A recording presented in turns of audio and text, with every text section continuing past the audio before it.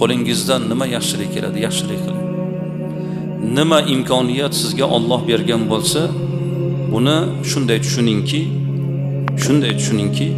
Alloh menga shu yo'l bilan yaxshilik qilish imkonini berdi deng.